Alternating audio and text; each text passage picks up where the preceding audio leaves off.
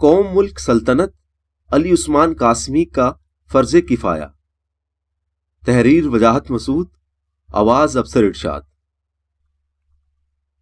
قیام پاکستان کے فوراً بعد تاریخ نویسی نے بٹوارے کے تناظر میں خاص اہمیت حاصل کر لی تھی.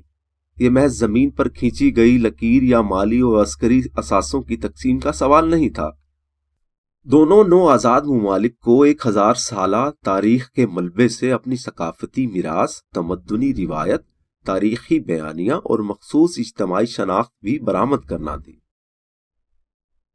نو آبادیاتی تسلط سے آزادی کی تحریک، ایک مضبوط سیاسی جماعت اور قدیم تہذیبی میراث جیسے عناصر بھارت کے حصے میں آئے. پاکستان میں شہریت، ریاستی بندوبست اور سیاسی خد و خال کی تشکیل کا مرحلہ زیادہ پیچیدہ تھا. 19ویں صدی میں اٹلی اور آسٹرو ہنگیرین سلطنت نیز 1917 میں سوویت یونین کو بھی اپنے یورپین اور ایشیائی منطقوں میں یہی دشواریاں پیش آئی تھیں. جارجیا کے باشندے اسٹالن کا لب و لہجہ اہل ماسکو کے لیے اجنبی تھا.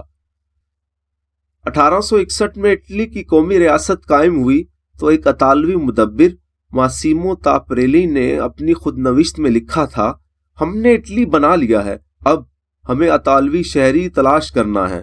گویا ریاست کا قیام اور ریاست سے نامیاتی تعلق رکھنے والے شہریوں کی تشکیل الگ الگ مرحلے ہیں. حالیہ برسوں میں سامنے آنے والے ہمارے تاریخ دانوں میں علی عثمان قاسمی، یعقوب بنگش اور ندیم فاروق پراچا خاص مقام رکھتے ہیں.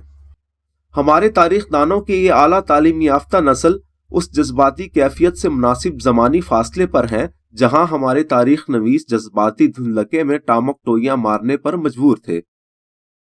حال ہی میں قوم ملک سلطنت، شہریت اور پاکستان میں قومی وابستگی کے عنوان سے علی عثمان قاسمی کی چوتھی تصنیف سامنے آئی ہے. اس کتاب کا نام حفیظ جالندھری کے لکھے قومی ترانے سے مستعار لیا گیا ہے. مجھے یاد ہے کہ درویش اپنی جوانی کے خروش میں 3 باہم متناقض تصورات کے اس ملغوبے کا خوب مذاق اڑایا کرتا تھا. بات سادہ تھی. سلطنت ایک قدیم تصور ہے، اس کی حدود طے نہیں ہوتی اور شہریوں کا باہم تعلق بھی حکمران کی افتاد تباہ کے تابع ہوتا ہے. قوم ایک نامیاتی شناخت ہے جو صدیوں پر محیط جغرافیائی، سیاسی، تاریخی اور معاشی حقائق سے تشکیل پاتی ہے. قومی ریاست کا تصور بمشکل 300 برس پرانا ہے. قومی ریاست کی جغرافیائی حدود متعین ہوتی ہیں اور اس کے شہری اپنے متنوع قومی شناختوں کی نفی کیے بغیر مساوی شہری حقوق اور باہم متفقہ گروہی مفادات کی روشنی میں ایک عمرانی معاہدہ مرتب کرتے ہیں. گویا ایک ہی قومی ریاست میں متعدد ذیلی قومیتی گروہ موجود ہوتے ہیں. قومی ریاست ایک نامیاتی اکائی نہیں ہوتی بلکہ ایک عمرانی معاہدے کے تحت متعدد قومیتی گروہوں کو اپنے اندر سمو کر ایک خاص تاریخی عمل سے گزرتے ہوئے اپنی مخصوص شناخت تشکیل دیتی ہے. بنیادی نکتہ یہ ہے کہ قومی ریاست میں مختلف ذیلی گروہوں کا محض ایک دوسرے کے احترام کا اعلان کرنا کافی نہیں.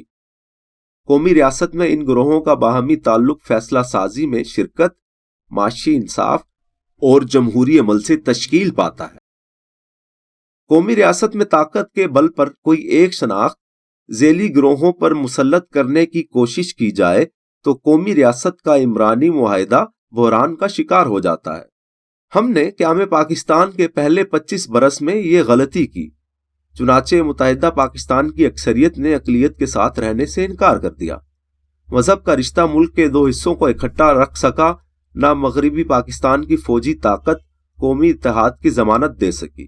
ہمیں ماننا چاہیے کہ پاکستان بطور قوم کوئی تاریخی روایت نہیں رکھتا. ہم نے یہ ملک جدید سیاسی مکالمے کی مدد سے آئینی بندوبست کے طور پر حاصل کیا تھا. ہم اسے جمہوری تسلسل کی مدد سے مختلف ذیلی گروہوں کو مساوی شہریت اور حقوق کی ضمانت دے کر ایک پائیدار قومی ریاست میں ڈھال سکتے جہاں پیداواری معیشت شہریوں کے معیار زندگی میں مسلسل بہتری کی راہ ہموار کر سکے. ہمارے تاریخ دانوں کی پہلی نسل میں ڈاکٹر اشتیاق حسین قریشی اور خورشید کمال عزیز کا باہم تعلق دلچسپ رہا. 50 کی دہائی میں اشتیاق حسین قریشی اور کے عزیز نے مل کر ایک کتاب لکھی جس کا عنوان تھا A History of Indo-Pakistan. بعد ازاں اسے A Short History of Pakistan کے نام سے شائع کیا گیا. یہ کتاب تاریخی حقائق، واقعات اور شخصیات کے مسخ شدہ بیانیے پر مبنی تھی۔ 1971 کے تجربے سے گزرنے کے بعد کے عزیز کو اپنی غلطی کا احساس ہوا۔ انہوں نے اپنی ہی تصنیف کردہ کتاب میں غلط بیانات، مسخ حقائق اور غیر حقیقی واقعات پر تحقیق شروع کر دی۔ جنرل ضیاء الحق کی حکومت آئی تو ایک روز پولیس نے کے عزیز کے گھر پر دھاوا بول کر ان کی تحقیق پر مبنی مواد ضبط کر لیا۔ کے عزیز نے ہمت نہیں ہاری، لندن میں بیٹھ کر مرڈر آف ہسٹری کے عنوان سے ایک شاندار کتاب لکھی، جس میں واضح کیا گیا تھا کہ ہم نے منمانے نصاب کی مدد سے اپنی نسلوں کا تاریخی شعور کیسے مسخ کیا۔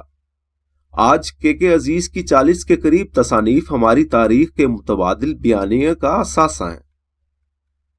علی عثمان قاسمی نے اس روایت کو آگے بڑھاتے ہوئے ایک ٹھوس علمی تصنیف پیش کی ہے۔ علی عثمان کے تحقیقی رویے کی منفرد خصوصیت یہ ہے کہ وہ تاریخ اور سیاست کے تجریدی تصورات کو روزمرہ زندگی کے چھوٹے چھوٹے اور قابل تصدیق حقائق کے ساتھ یوں جوڑتے چلے جاتے ہیں کہ ان کے علمی بیان میں دلچسپ حکایت کسی دلکشی پیدا ہو جاتی ہے۔ پڑھنے والے کو احساس ہی نہیں ہوتا کہ ہائیڈلبرگ سے تعلیم پانے والے ڈاکٹر علی عثمان قاسمی نے ارکریزی سے لکھی اس کتاب میں سرکاری تاریخ نویسوں کی 75 برس پر پھیلی ہوئی کاوشوں کو یوں بے نقاب کیا ہے کہ ان بتان آزری کے مٹی کے پاؤں بھی دیکھے جا سکتے ہیں، اور آئندہ نسلیں اس بے بصری کا تماشا بھی کر سکیں گی جس نے ہمارے اجتماعی شعور کو مفلوج کر رکھا ہے۔ علی عثمان قاسمی پاکستان کی قومی ریاست کا ایک ایسا خواب دکھاتا ہے جس میں شہری کی اپنے وطن سے محبت موسم بہار کی رویدگی کی طرح اپنا آپا دکھا سکے، اور اس ملک میں بسنے والی لسانی، مذہبی، ثقافتی اور تاریخی اکائیاں اپنی نفی کیے بغیر پاکستان کی قومی ریاست کا حصہ بن سکیں۔